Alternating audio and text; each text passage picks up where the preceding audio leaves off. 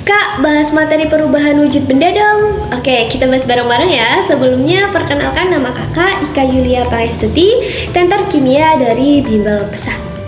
Nah, jadi perubahan wujud benda adalah terjadinya gejala perubahan pada suatu benda menjadi wujud yang berbeda dari wujud asalnya. Bisa dari bentuknya, bisa dari ukurannya, warnanya, atau aroma atau baunya itu akan berubah. Nah, setiap benda itu akan mengalami perubahan yang berbeda-beda sesuai dengan kondisi yang mempengaruhinya.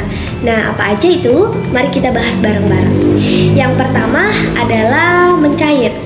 Jadi mencair ini adalah proses perubahan wujud benda dari padat ke cair. Contohnya ketika kita memanaskan mentega. Mentega itu kan tadinya bentuknya padat. Nah, setelah kita panaskan dia akan berubah menjadi cairan.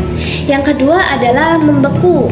Membeku ini adalah proses perubahan wujud benda dari cair ke padat. Contohnya adalah ketika kita membuat es batu. Kita memasukkan air yang dalam bentuk cairan ke dalam freezer. Setelah ditunggu, dia akan membeku atau berubah menjadi padatan.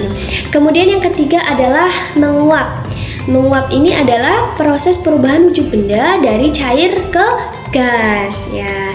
Ketika kita memanaskan air, mendidihkan air, itu di permukaan airnya sedikit ada asapnya ya. Nah, itu contoh proses menguap. Nah, selanjutnya adalah mengembun. Mengembun ini adalah proses perubahan wujud benda dari uap ke cair. Contohnya adalah ketika teman-teman keluar di pagi hari.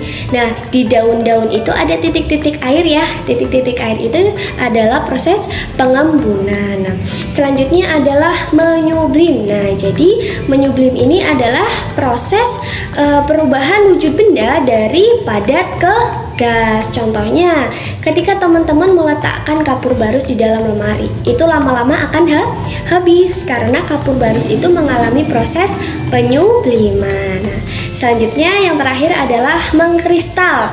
Mengkristal adalah perubahan wujud benda dari gas ke padat. Contohnya adalah ketika teman-teman perhatikan freezer di kulkas di rumah ya, itu ada bunga esnya atau kristalnya atau saljunya. Nah, itu terjadi karena proses pengkristalan. Gitu ya sobat.